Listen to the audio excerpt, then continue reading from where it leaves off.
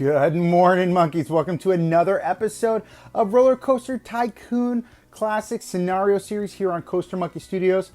And today, we're going to start this video off with a little bit of a different format because I wanted to show you exactly what I had going on here with how I handle laggers, right? So that's what we've got here. You're looking at this little construct I built at the end of the pier. So you'll see this a lot of times on piers where there's a structure at the very end.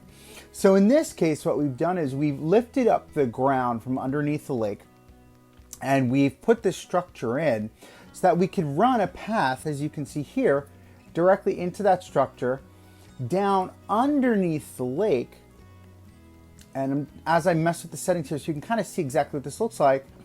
And what it does is it opens up the pathway to get the people at the end of our pier all the way to the other side of the lake, where they then walk into our food court structure that we have here.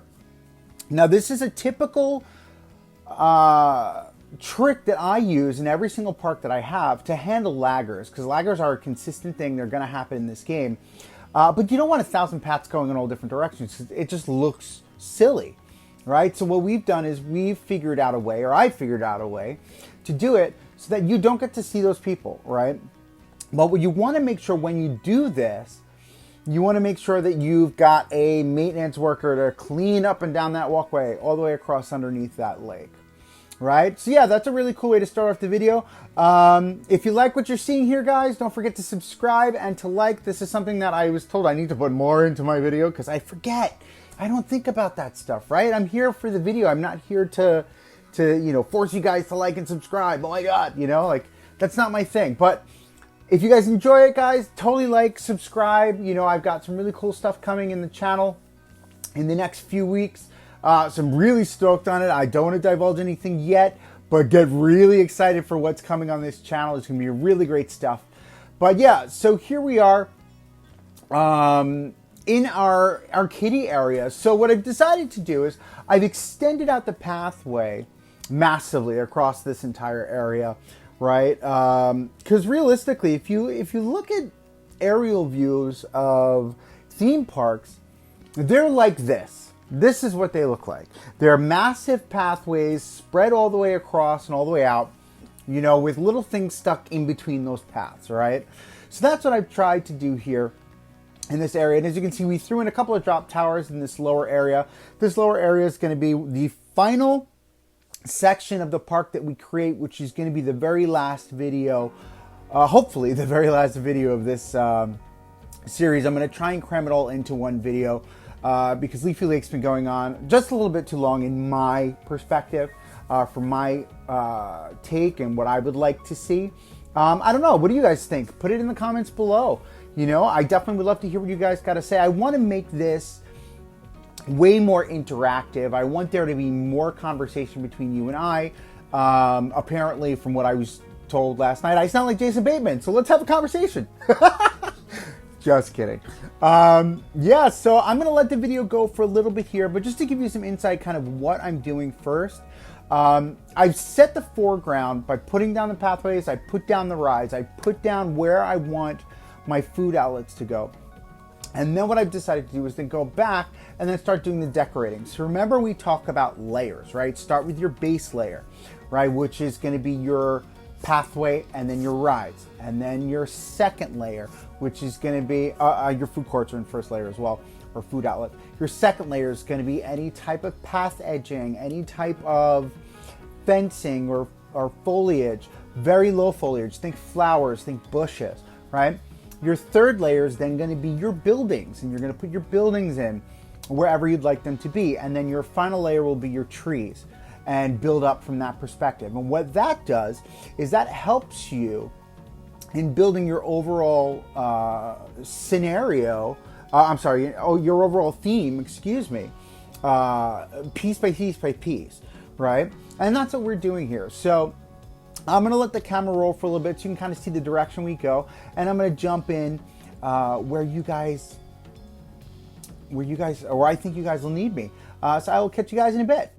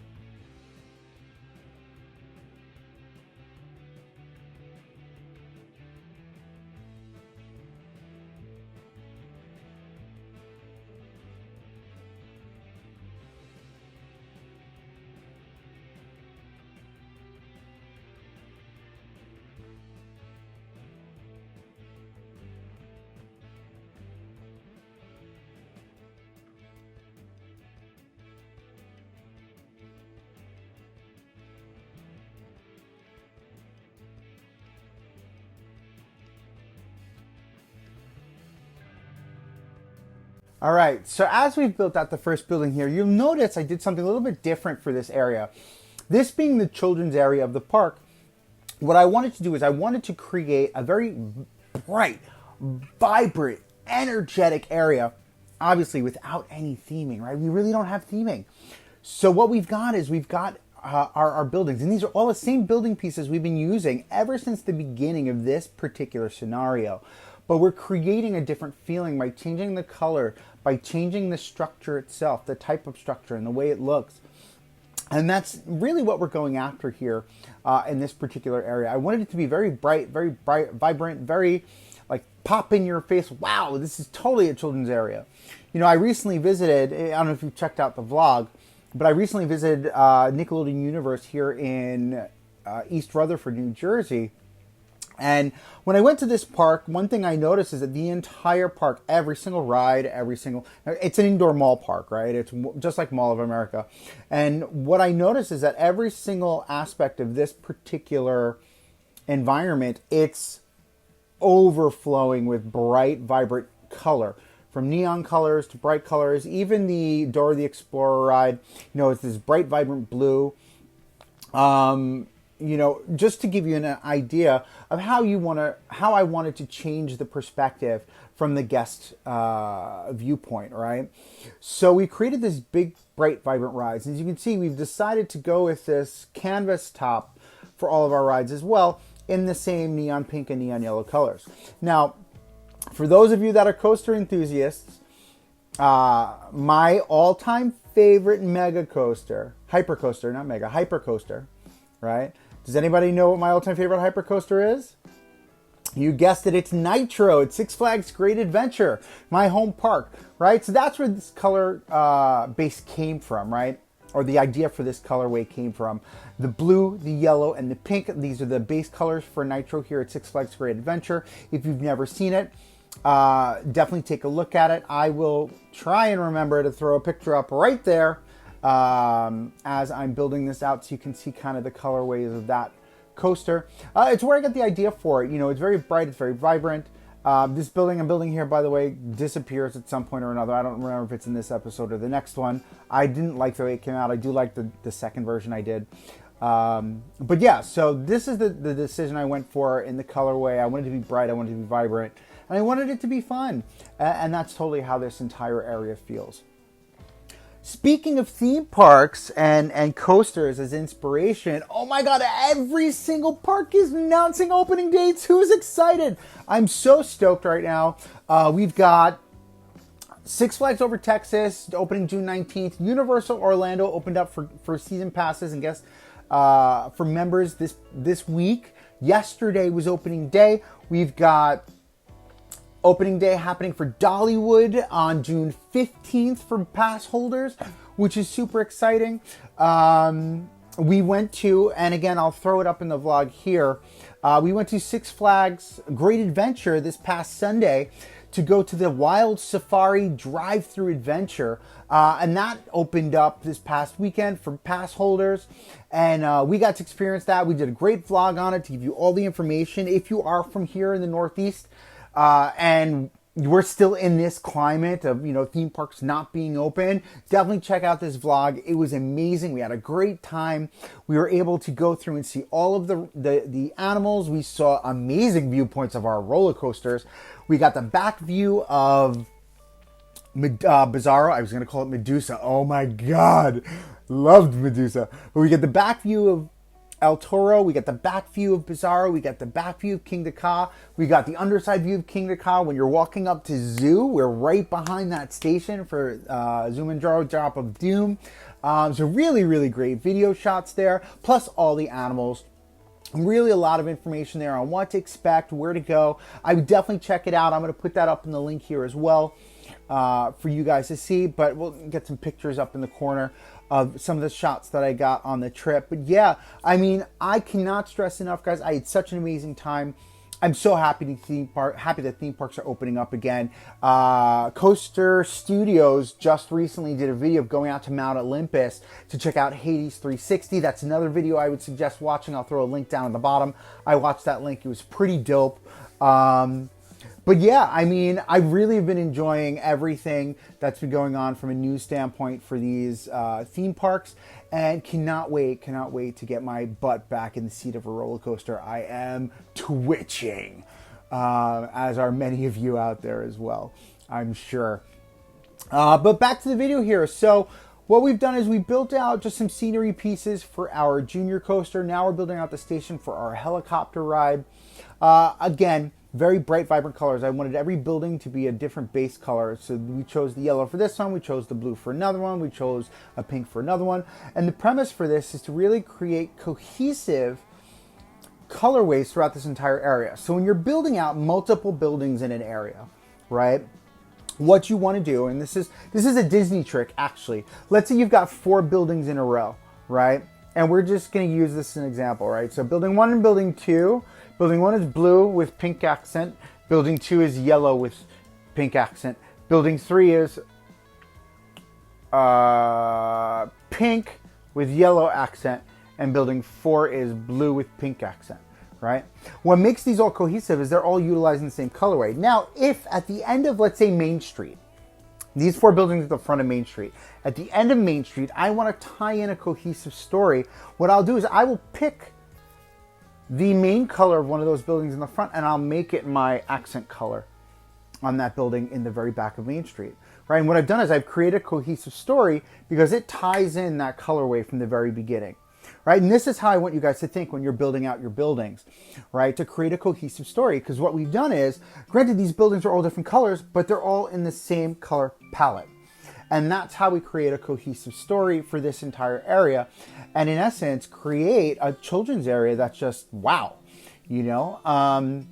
Don't mind the red and white drop towers. I wind up changing those to a solid black just so they could not clash as much with this area here. And that whole area down at the bottom is going to be a different color, completely color story as well. And we're going to do something that's a little bit more fun, a little bit more modern. I want it to feel modern. Modern-esque, if you will. But yeah, that's for the next video. But yeah, as we go through this video here, you can see we've got some really fun ideas. We've got these open sides here to our station, which I love doing. And then we just do a lot of foliage, a lot of greenery, a lot of landscaping is the word I was looking for. There we go. If you're curious on how to build a junior coaster without it having too high of a rating, too low of a rating, whatever, I'm going to start a tutorial series. I've been thinking about doing this for a while now. I'm going to do a tutorial series on how to build specific rides. And these are going to be sporadic tutorials. Again, I'm probably going to start filming those up today. I've got to wrap up a couple of videos for next week. Today being Thursday, the Thursday before this video drops. So I've got to wrap up all of next week's videos, and once those videos are done, I'm going to start that tutorial series on how to build every single type of coaster and to increase that excitement level, increase that decrease that intensity level, unless you want it to be increased, and we'll talk about that as we go through that series. But yeah, I hope you guys are enjoying this series here. I mean, I love doing it. You know, again, the feedback is so important. I really need feedback from you guys to create better content for you, right? We want to have content where you guys are excited to watch it. You know, that's what this is all about. Somebody had made a statement in one of my earlier videos that it's up to me to make a decision on what I want to do, what direction I want to go. And I'm actually throwing it back on you guys. It's up to you guys. What do you want to see? What do you like? What are you liking about this series? What are you not liking about this series? For instance, in this video, we've changed the music. Boom! Mind blown. Somebody made a comment the other day that the music was too repetitive. It was a bit obnoxious, not gonna lie. In my opinion, I didn't even think of that. I didn't even wrap that around my head. So what I've done is I found some more music. You know, I'd love to hear your thoughts on that. I'm going to do different genres of music every episode, just to keep it fun and keep it light and keep it different. But your feedback is so important. Without your feedback, I cannot create better content for you. So keep that feedback coming. Be vocal. Throw a comment down at the bottom right now. What you like. What you don't like, go for it. But yeah, so Here we are wrapping up our junior coaster here. Really, really excited about this one. This overall themed area. I love the way it came out. Super, super, super fun. And yeah, that's kind of where we stand at this point. Now, don't forget to subscribe and to like. Again, I've got to put that out there for you guys. This is something I was told I've got to do more. So don't forget to subscribe and to like the video. You can also find me on Instagram, Facebook, Reddit, and Patreon, and Discord. Go for it. Coaster Monkey Studios, thank you so much, guys, for joining. It's been a great video. Can't wait to get the next one out to you and catch you guys next time. Ciao.